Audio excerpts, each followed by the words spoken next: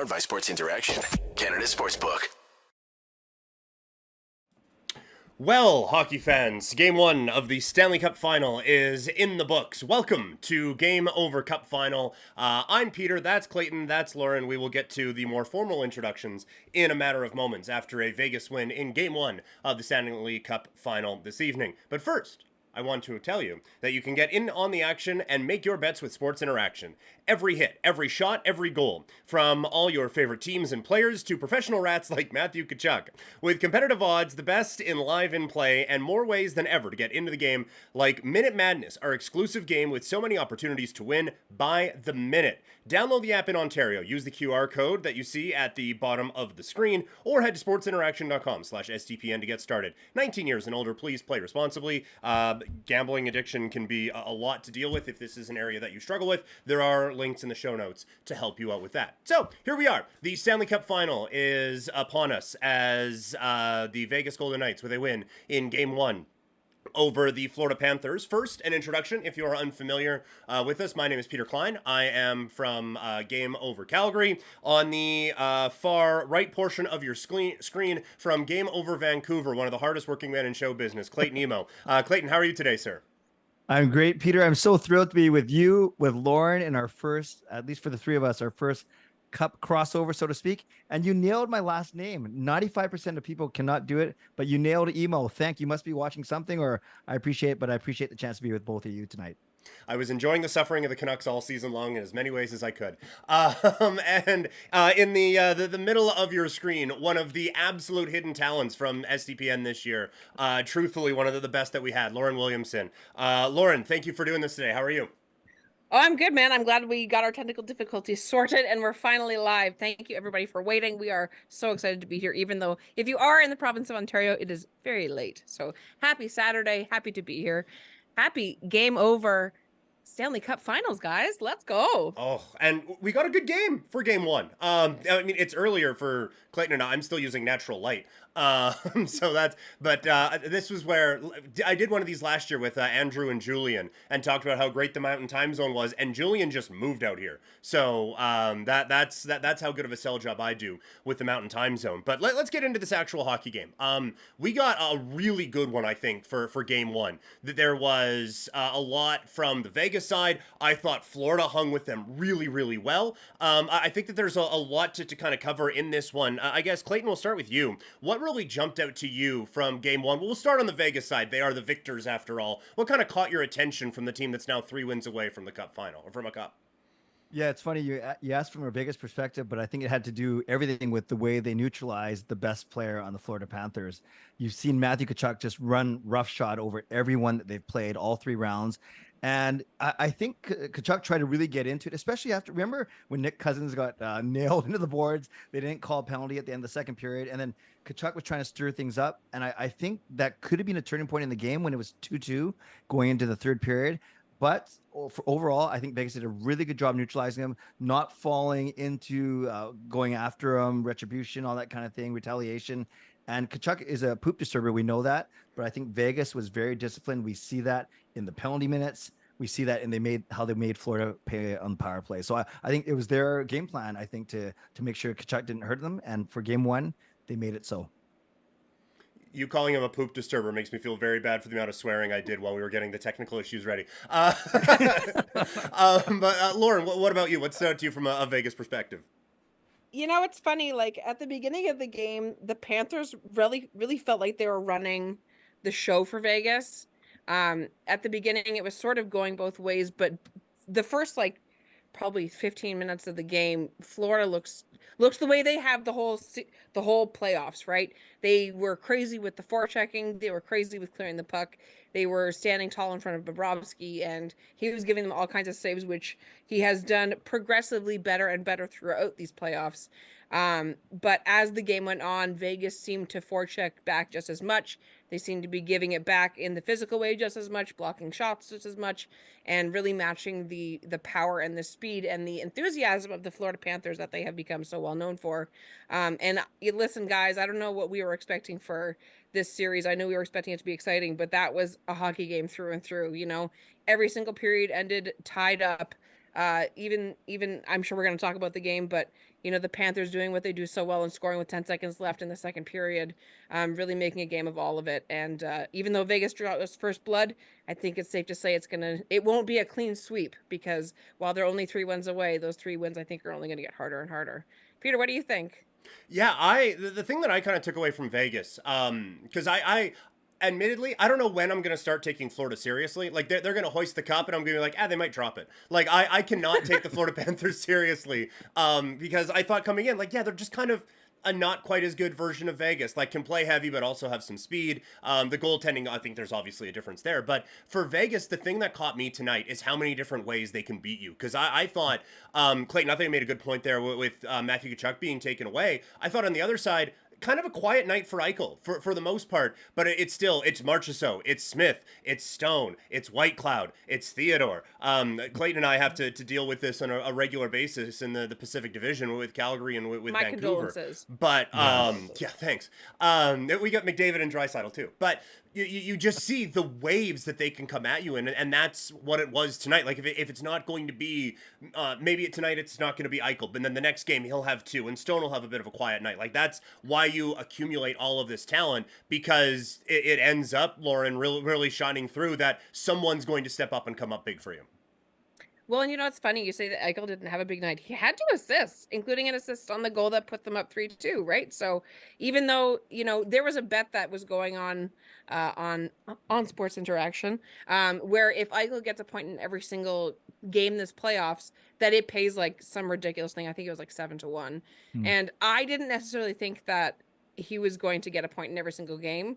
I thought that Matthew Tkachuk maybe would, but, for Eichel to put up 2 and Matthew Tkachuk to be held off the score sheet, maybe the contest of best American player isn't quite so in the books as we all thought it was.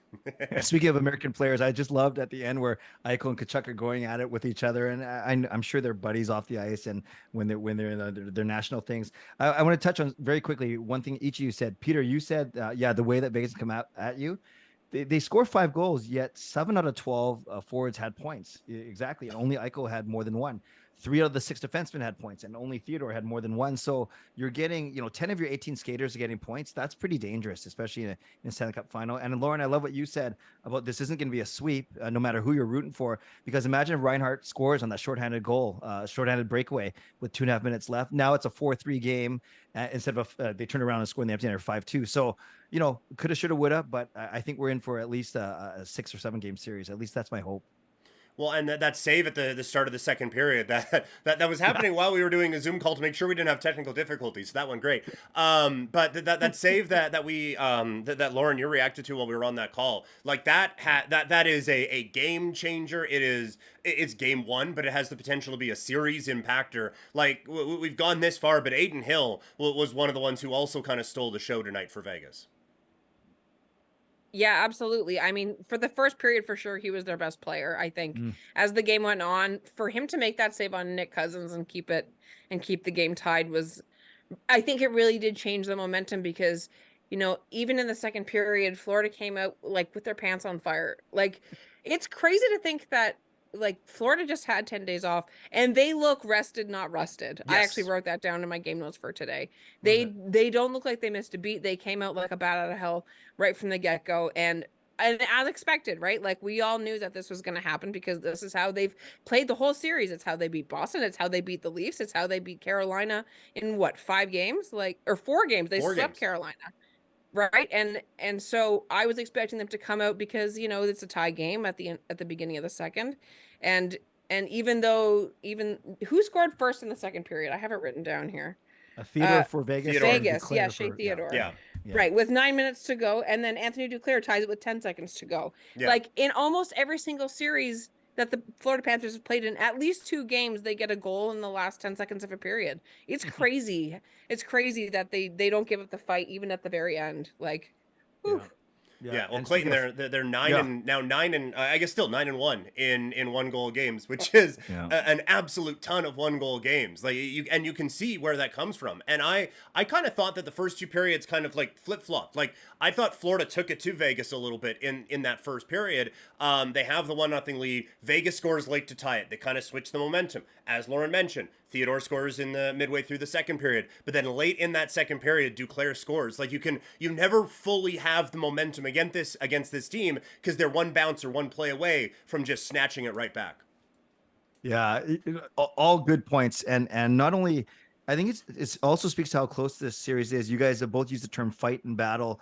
The one thing I noticed, and Lauren, help me out on this because I don't watch Florida a lot during the Peter and I worry about our own woes in our Pacific Division, but they have such, and not just because it's kind of become tradition at their arena, they have such a rat pack mentality. Like, I don't remember one time where Vegas initiated the scrum, where Vegas initiated the physical contact after. It was always Kachuk, it was Gudis, it was Duclair, it was all these guys who simply, Bennett is in there too, where they're always grabbing jerseys, they're slashing, they're doing, and you'd always see 4 Panthers guys around one Shea Theodore or around one Jack Eichel. I was quite fascinated and surprised, and I guess it shows in the penalty minutes, 46-18.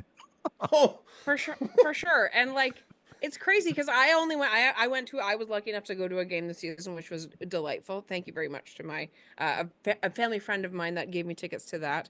And it was actually a game against the Panthers, and I think it was in the second half of the year. And they were playing like it was the Stanley Cup playoffs. Like what you saw tonight with the just like the crap after the whistle and the pushing and the shoving and the slashes and the cross checks to the kidneys and all of the fun things that we have come to expect of the Florida Panthers. They were doing that the whole season. Like this isn't new to me. And so I was expecting it going into the playoffs. And I mean, I was expecting Vegas to maybe give it a little bit more, but I don't think that they need to give it because Florida's doing enough of it, and Vegas is getting enough penalties out of it, right? Like there were so many penalties tonight, so many penalties. I mean, I know it's only game 1 of the Stanley Cup or the Stanley Cup Final, but there's a lot more penalties than I was expecting. What do you guys think? Yeah, for sure. Especially when we couldn't even keep track of what was going on with the 4 minutes left. Yeah. Yeah. Peter, you like that kind of hockey though? Do you think Vegas should just do what they were doing and almost take it a little bit, like not be submissive, but at least just take it knowing that they're going to make them pay on the power plays they did tonight with 2 power play goals?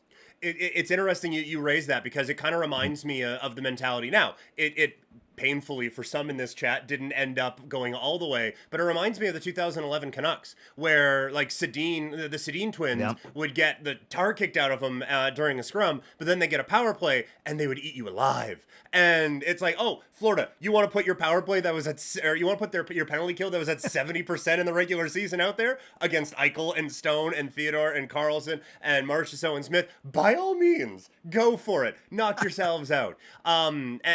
This kind of spins into something I wanted to talk about in segment 2, but what the heck, we're spitballing here. I'm very worried for Florida about what I saw because in the last part of that game, because I have seen this song and dance before from Kachuk and from Bennett.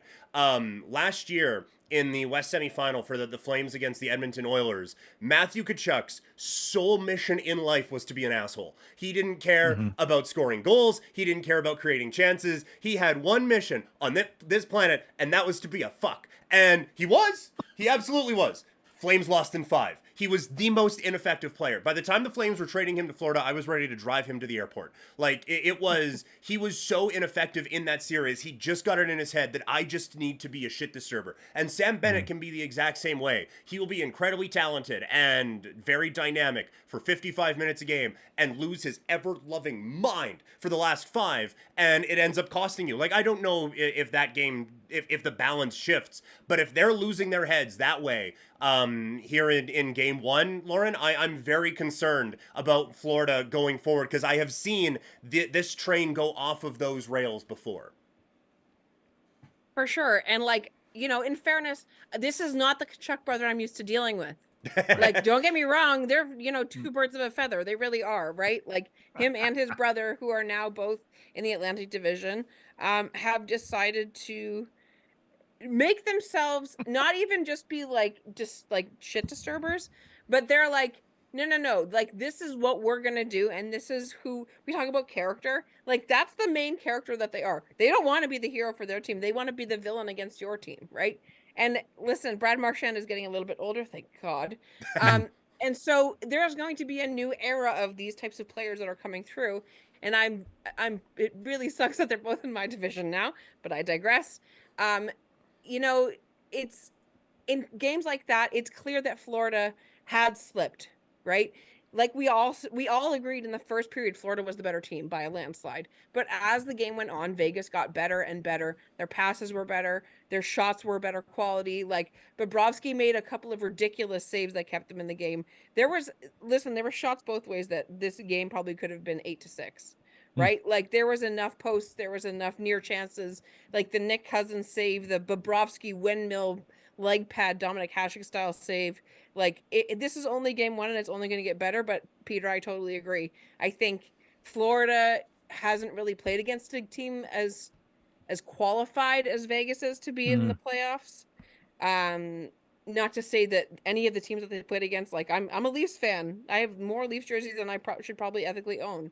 But there's a reason that they're playing Vegas, and Vegas is showing them that they're not the Canes, they're not the Boston Bruins, they're not the Leafs. Like Vegas is making themselves a problem, and if it keeps going this way, Florida is going to be in hot water quicker sooner rather than later. And I do want to speak about, I agree with everything you said, Lauren. I do want to speak about Tkachuk's maturity, though. But before, Peter, it's funny you mentioned that whole 2011 thing, because that's exactly what I thought of. When I saw Tkachuk ragdolling Theodore by the jersey and Theodore just kind of looking away, that's exactly what Brad Marchand did to Daniel Sedin. Remember that in front of the net. Yeah. It was the exact same thing. So it's funny you bring that up, because that certainly resonated with me. I agree, Peter, with what you said about him versus Edmonton last year, and Lauren, now that all the things you said about Florida.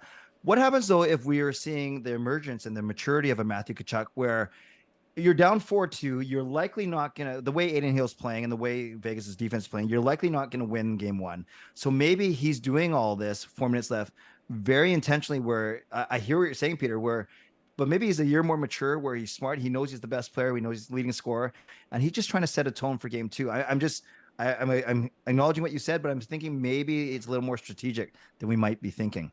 No, and that's totally fair. And that's also something we saw from him in his last year in Calgary in the regular season, actually against Toronto. I think the Leafs curb stomped the Flames in a game. And the Calgary just had no fight in that game whatsoever. And at the end, Tkachuk just like flips the puck very condescendingly at Jake Muzzin.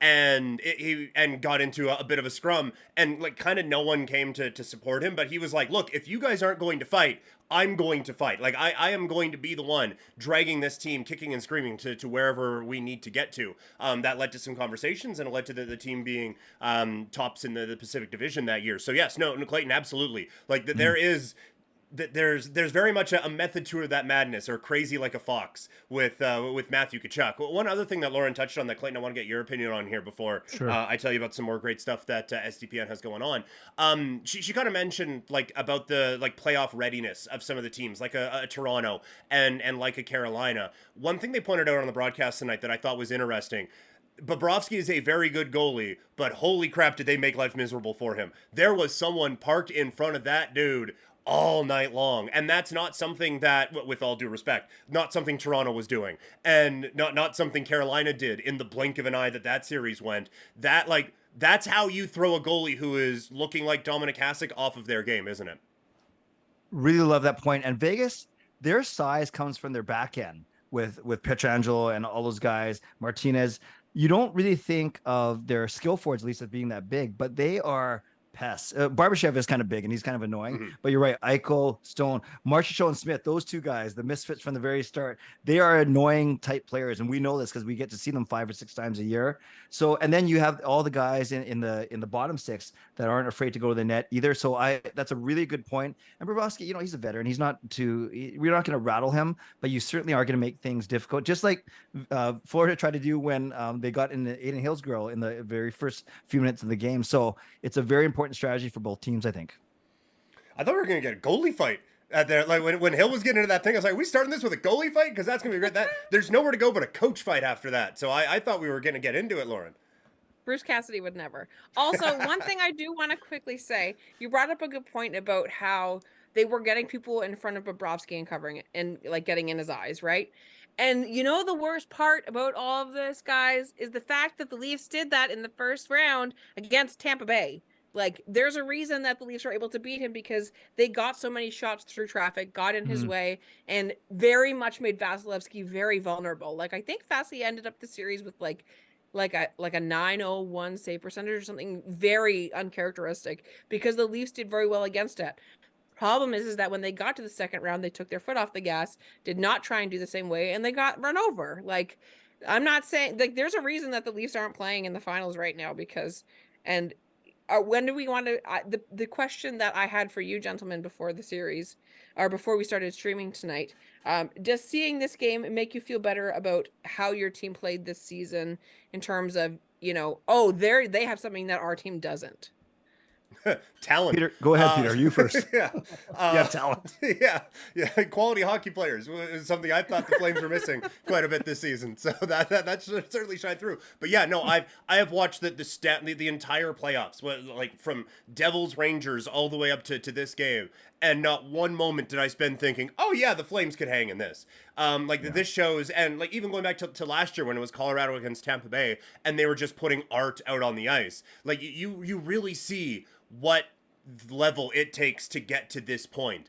And like we talk about, oh, this is a playoff type atmosphere for a game on a Wednesday in March. It's like, no, it's not. We like to think it is because we forgot what it was like back in June. But there's nothing the same about it. I don't know if any sport changes from regular season to playoffs more than the National Hockey League does. And for the Calgary Flames, specifically, they did not even elevate to the level of trying to get into the playoffs. Like, remember, the Jets were stumbling down the stretch, and the Flames were like, no, we're good, we're fine, we're just gonna get everyone fired. So I don't look at this from a Flames perspective and think they're even close to this level of hockey. I don't think they were able to elevate to what the Devils put out in the first round, let alone what these teams are. Clayton, what about you? Yeah, no, I totally agree. For one thing, we got to find a coach and stick with him for more than a year. That's the first thing. When I say we, I'm talking about the Canucks. And I know there's some Canucks fans in the chat. I can see you lurking and typing. When I look at these two teams, Lauren and Peter, when I look at these two teams, the two strengths of these two teams are what the two weaknesses are for Vancouver. And that's their defense as a whole, and that's their third line center spot. We don't have a William Karlsson. We don't have an Anton Lundell who can just hold that down. And you just Florida, I think their defense is just okay. They got some Montour and Ekblad, of course, but you look at Vegas's defense between Theodore, Pietrangelo, all those guys, and Vancouver, their Achilles heel ever since the 2011 Cup run has been they haven't really been able to put a solid unit of 6 defenders together. So, Lauren, great question, and I'm glad you prepped us or primed us a couple hours ago when we did our tech test. But yeah, what I saw, the two things that among two strengths of both teams, the Canucks don't have, and that's a third line center, and that's a solid unit of 6 defensemen. How about your Leafs? And I know I'm not trying to poke. It was close. No. Yeah. Listen, I'm wearing a Blue Jays hat, right?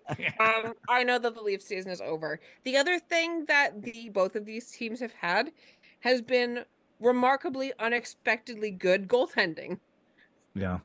Right? Like, now, I'm not saying that is a recipe and that's something you need to win 100% of the time. Like last year, the Avalanche somehow won with the goaltenders that they had, and they were fine, but they were not the world beaters that we have come to expect that get to the World Series, that get to the Stanley Cup Final, right? The Vasilevskys, the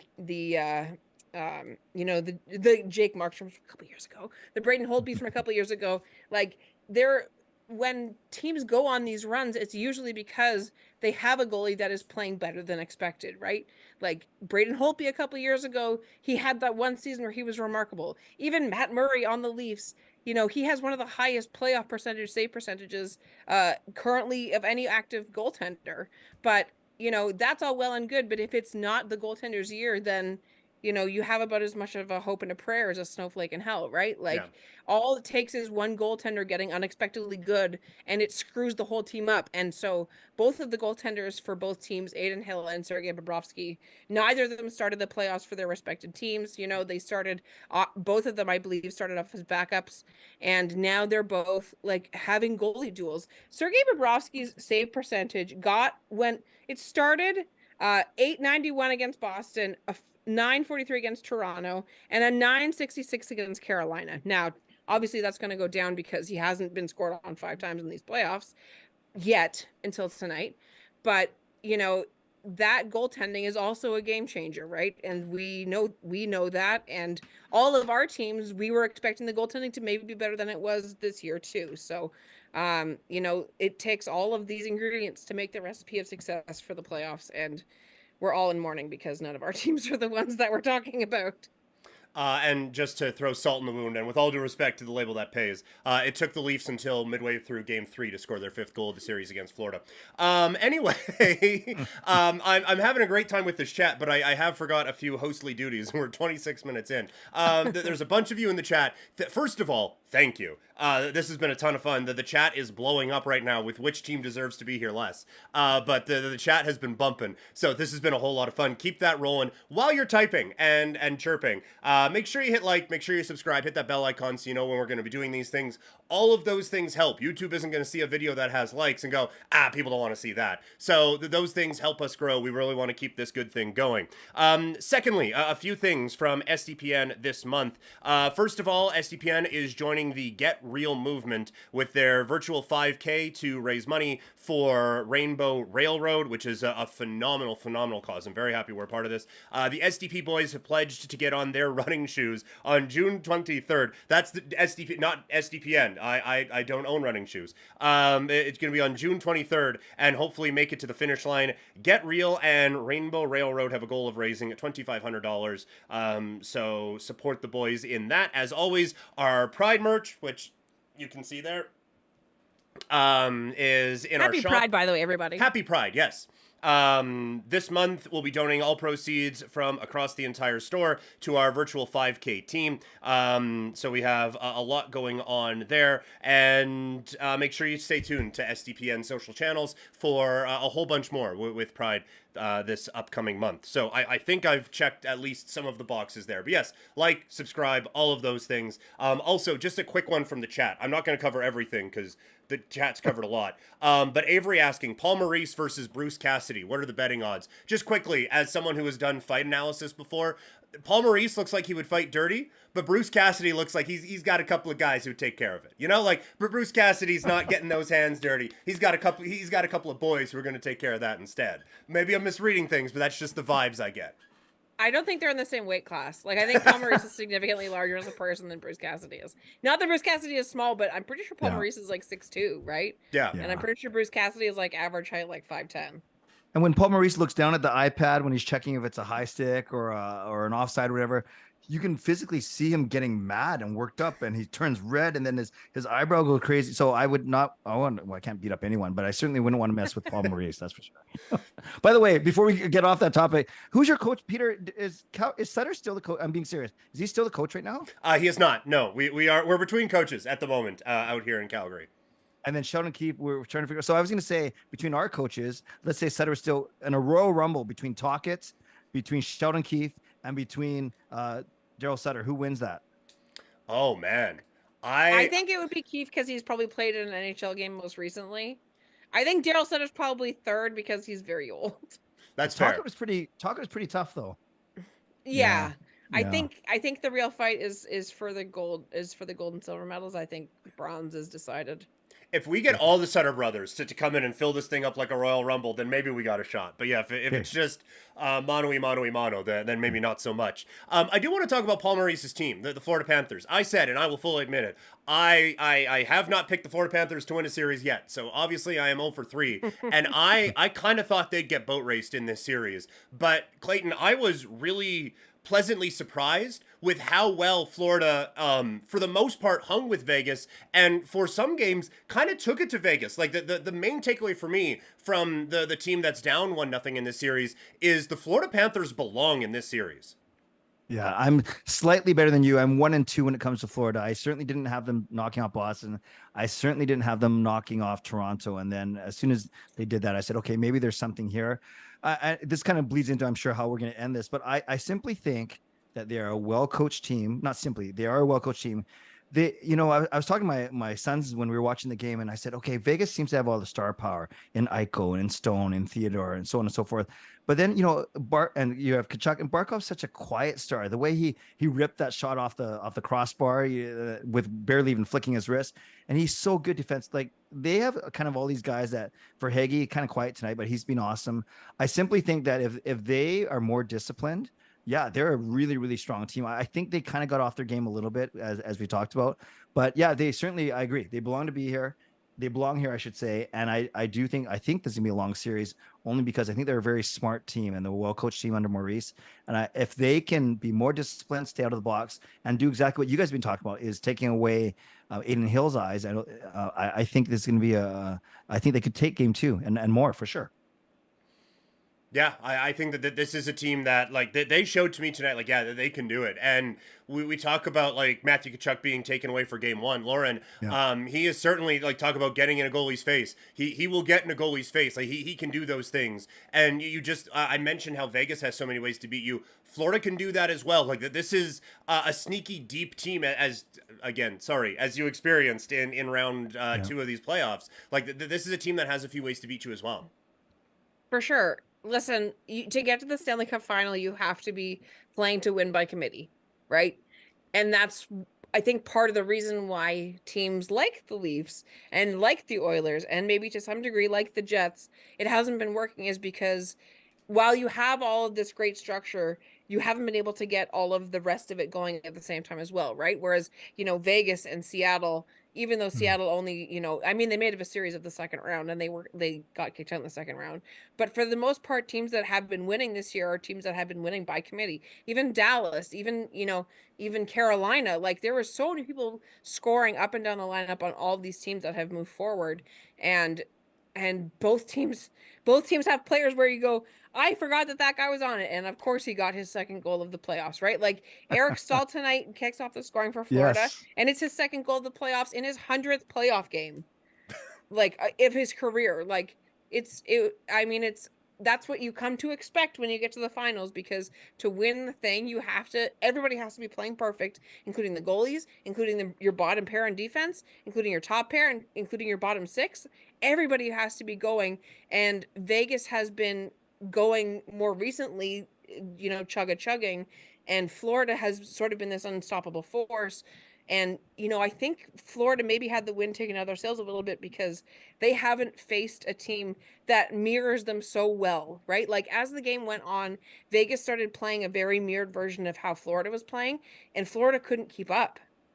Yeah. And I do think that the series is far from over, but Florida has to find a different level, and they have to have more of their guys scoring from the bottom, because we all know, myself included, that if your stars get shut down, it's very hard to only rely on those bottom guys. So if I'm a Florida fan, I'm hoping Matthew Tkachuk is scoring at least 2 goals next game, and that Radko Gudas comes back without injury, because he had a couple of block shots tonight that did not look like they tickled.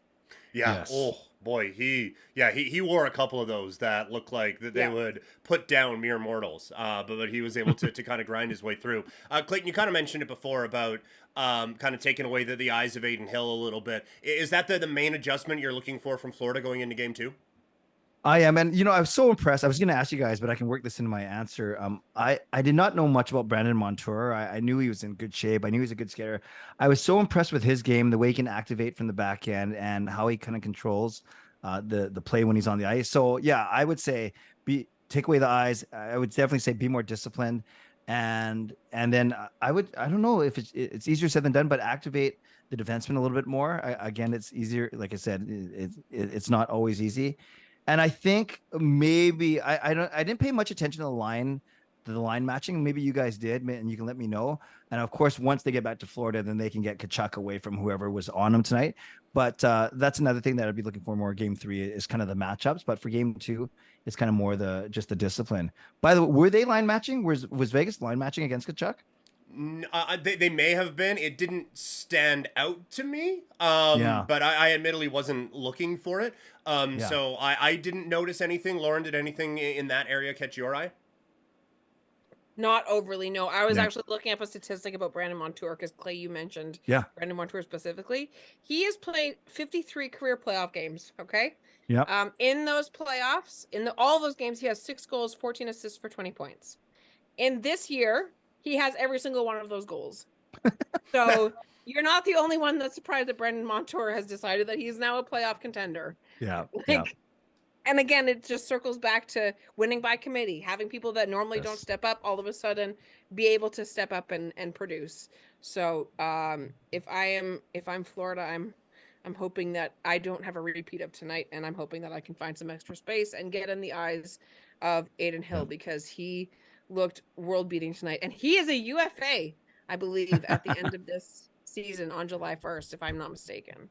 So he is going to get a handsome payout regardless of where he signs.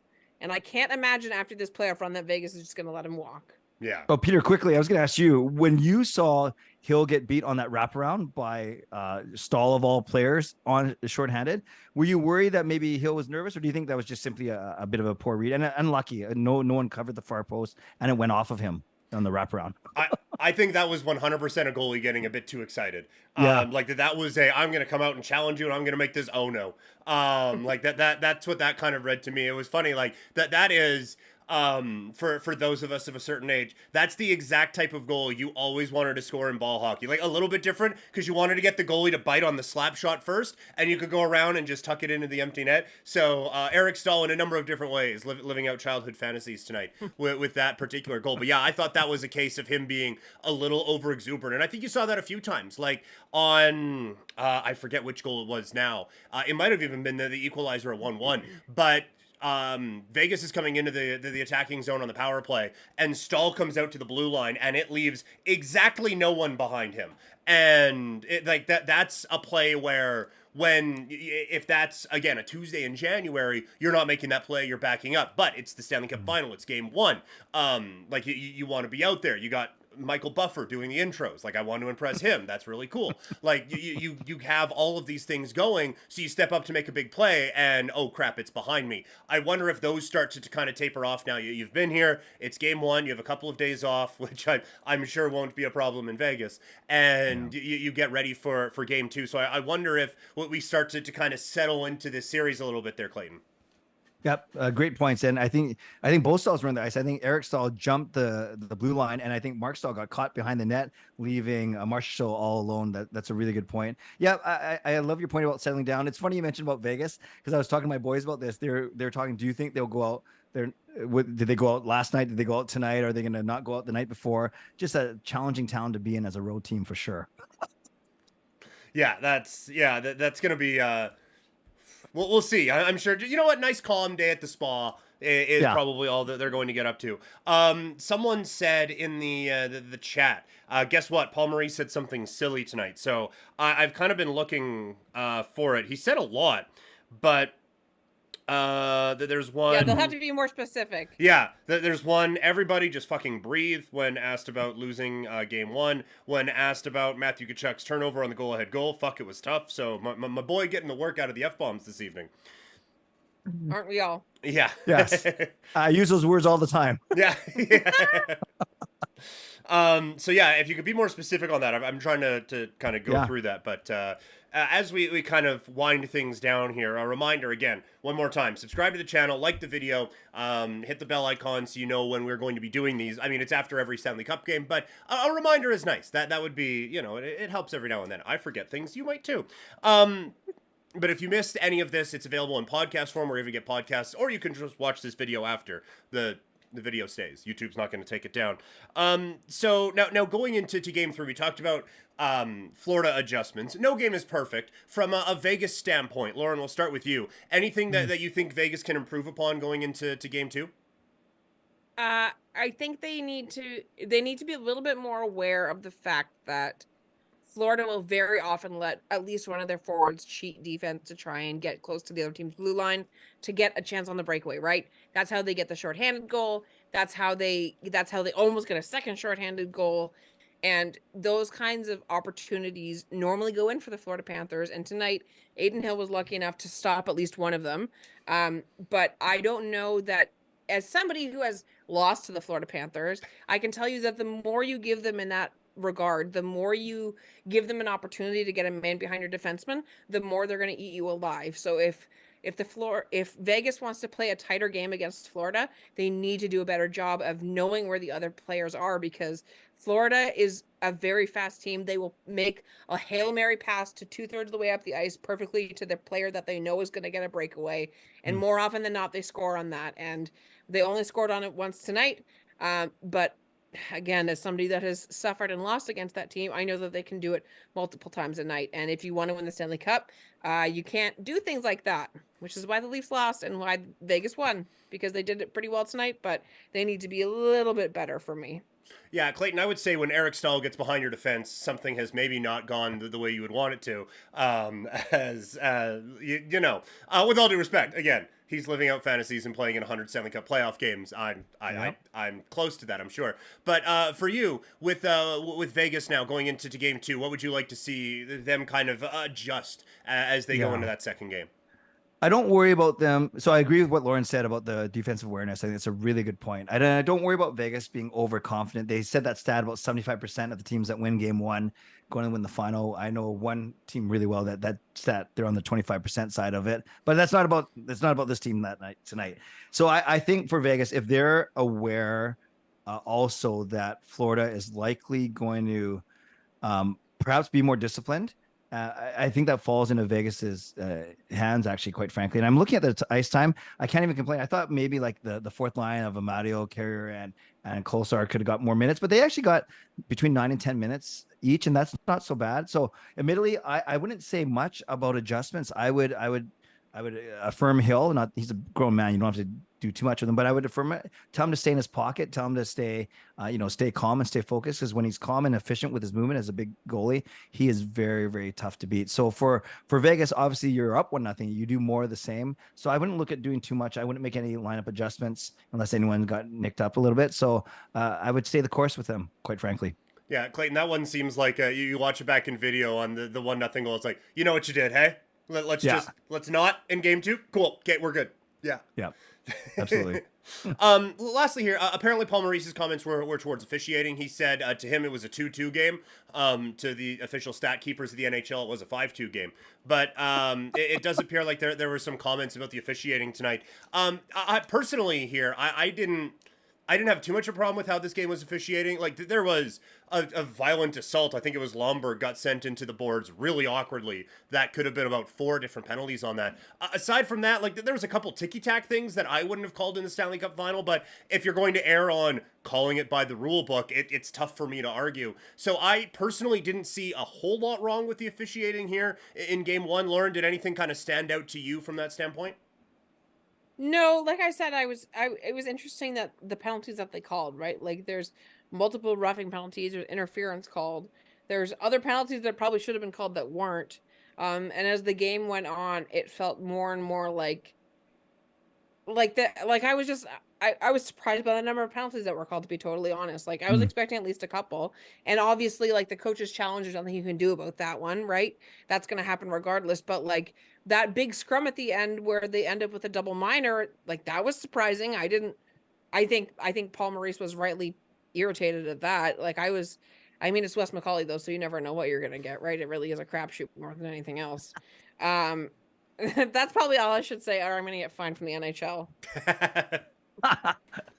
I love it. And I think, yeah, if I was Paul Maurice, the one I would be upset was Cousins got Cousins who got drilled on the boards by Chandler Stevenson, and there was no call. So I'd be upset about that. But other than that, he's a smart coach. He's trying to deflect attention away from his own players. He's trying to put it on the league. And if there's a 50-50 call in the next game, you can bet, because of what Maurice just said, he's a better chance of it going Florida's way. So smart. I'd be doing the same thing. You just walk that line. Lauren kind of joked about it, about not getting fined, but you walk that line up into that point. And yeah, he's looking out for his players, and as he should. Well, and it's coaching 101 This because is what Paul Maurice is doing. Okay. It's coaching 101 because what are we closing the show with tonight? It's not, oh, Bobrovsky just let in 4. Has the bloom fallen off the rose? And Matthew Tkachuk punched a dude while he was being held. Is he an asshole? Sam Bennett, where was he? Like, we're not talking about any of these things. We're talking about officiating, and we're talking about Paul Maurice. And while it can seem a little bit sometimes narcissistic to try to get the spotlight on you, sometimes it's good to not have it on others, right? Oh yeah, and Brian Burke, Lauren knows this from his time there. He was the master of it, of deflecting, and just making sure that his players can play, coaches can coach, and let him take the fine, take the heat, and let him get into the fights in the backroom offices across the league. The more coaches are Teflon for their players, the better it turns out for them. Let's be real. Even like we saw Paul Maurice being like, "Oh, game was 2-2." That's the same as Rod Brindamore being like, "We didn't get swept." Yeah, you did though. Right. No, you didn't, but you did. Mm-hmm. Yeah, that's like us saying. That's like us saying we didn't start late tonight. Yeah, exactly. Yeah. Yes. Yeah. I thought we started on time. Yeah. Look, I'm manifesting a 5th game. That's something I saw on TikTok. All right, this was a blast. I had so much fun chatting with you guys. Before we bounce, is there anything else that we haven't covered that Lauren you think you want to get to, or it's almost 12:30 in the morning and you want to get to bed? No. Listen, it's Saturday. I'm fine. I would just say make sure you guys check out Game Over for Game 2 on Monday, I believe. Is it Monday or Tuesday? Yeah, it's Monday with Charlie and Kaya on it. Awesome. Yes, and there might be a third guest as well. We aren't sure yet. So please make sure you attend that. Check that stream out. And like I said, we are all going to be here for all of the finals. You got us tonight, but it's going to be all the Game Over people from here on out. So this was a great show, guys. This was a great time. Let's do this again. Yeah. Clayton, anything else but before we kind of give our last plugs and get out of here for the night? No, this has been wonderful, a wonderful chance to collaborate with you two. And like Lauren said, we have, I'd say 2/3 of our Game Over hosts and a few of us that you haven't seen in a couple months, truly because our teams have been eliminated. It's a nice chance for us to work with some new people while under the same banner of SDPN who support us so well. So thank you for supporting us tonight, and please support the rest of the streams throughout this entire series. Yeah, this was great. I hope we don't do it again next year, because that would mean all of our teams missed again. So hopefully we don't have to do this again. But if we do, this was so much fun. My name is Peter Klein. You can find me on social media. I am at Primetime Klein. If you thought, boy, I wonder if this guy knows about events that happen in Calgary, you can see my writing on Daily Hive. Lauren, where can people find your work? You can find me on Twitter at LaurenIn6. That's the only really social media I have because I'm a bad adult. No, I think you're a smart one. Clayton, what about you? I'm at Canuck Clay, both here on YouTube and on Twitter as well. And as mentioned before, Game 2 comes at you Monday night. It will be Charlie and Kaya, and third person to be determined. So once again, for Lauren, Clayton, my name is Peter. Thank you to Robert, who once again saved our asses, this time over the phone. And thank you to all of you for tuning in today, and we will talk to you all later. Game over! Powered by Sports Interaction, Canada Sportsbook.